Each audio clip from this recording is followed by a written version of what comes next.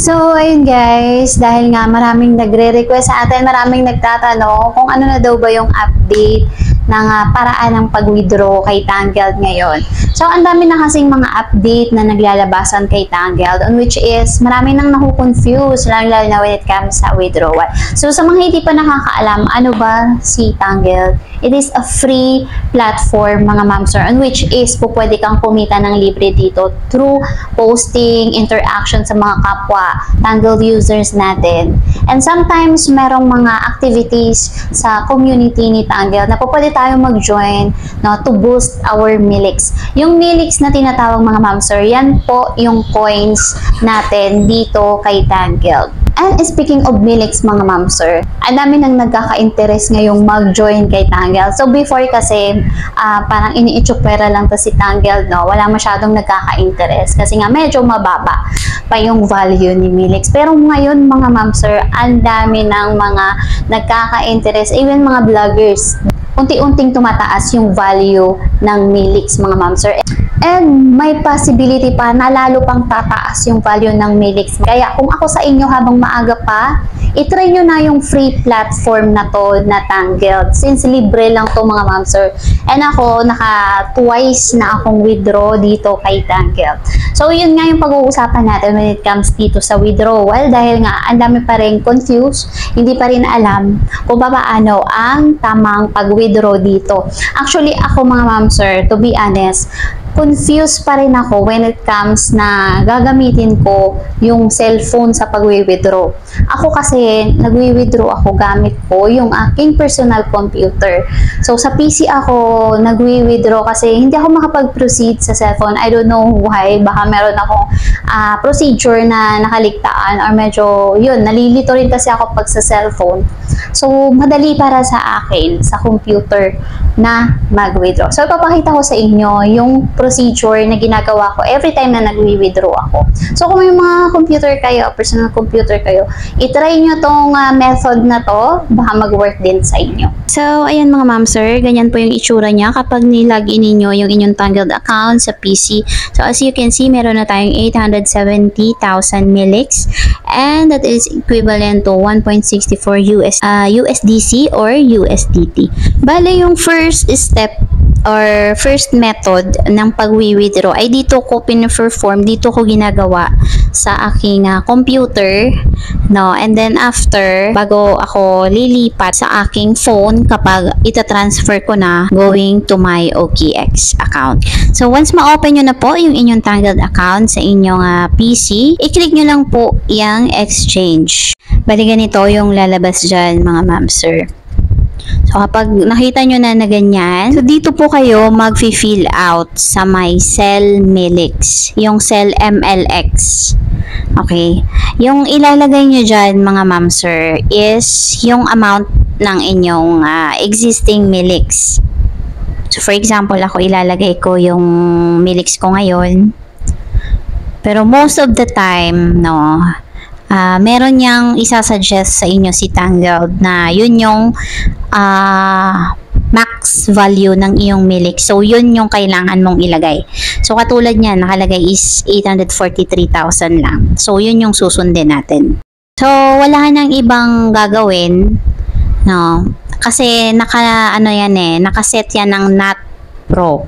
So, kailangan hindi yan naka-Pro, kailangan as is yan naka-NAT Pro kapag nasa PC kayo, and wala na kayong ibang gagalawin dyan, pipindutin nyo na lang yung cell. Okay? So, yun na lang yung gagawin nyo dyan. And then, after nyan, mapupunta na yan doon sa inyong dashboard kay Milix. So, next step naman, pupunta tayo doon kay Milix, doon sa pinaka-dashboard natin. Kasi, doon isi-send yung USDC na yan, yung na-sell ninyo na Milix, naka-USDC na yan. Okay, next step naman, i-open ko yung Tangled ko dito sa aking phone. So, ganyan yung ginagawa ko kapag nag-withdraw, mga mamsir. It depends on you kung gagayahin ninyo yung method ko, pero ito yung method na nadadalian ako. So, ayan, punta lang kayo kay Milix, tapos sa dashboard. So, kapag nagwi-withdraw ako, makikita ko na pag pumunta ko dyan, nag-appear na sa USDC wallet ko yung aking Sinel na Milix. So, dyan yan mag-a-appear. Ayan, makikita ninyo, di ba? May dollar sign. So, dyan na yan mapupunta.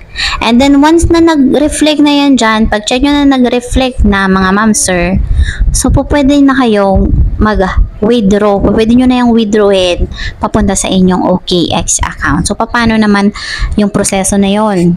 First, punta muna kayo sa inyong OKX account. Okay, dyan sa exchange, click nyo yung exchange. And then, punta kayo sa my deposit. I-click nyo lang yung nasa left side, upper left side na parang square. And then, para lumabas yung deposit. So, yan makikita nyo yung nandito sa bandang gitna, deposit. Click nyo yan. And then, search nyo yung USDC.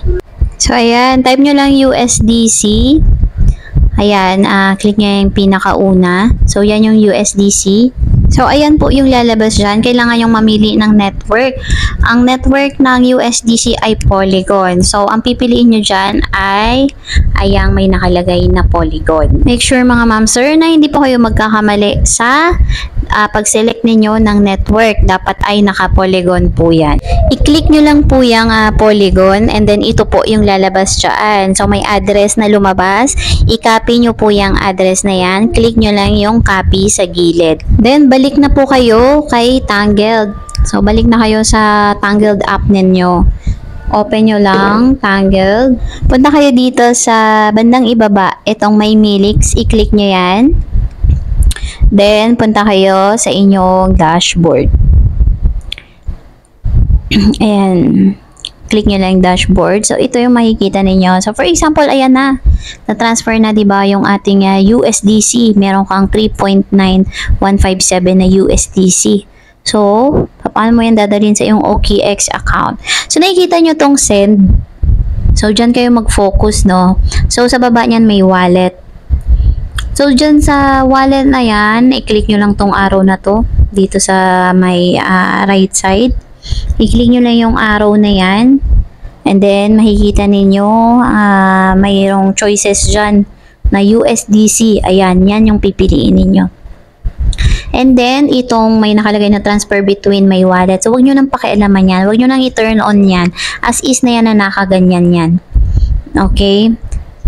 And then, username or address. Yan na, dyan nyo na ipipaste yung kinapin ninyo na address kanina ng USDC Polygon network sa inyong OKX. Ayan o.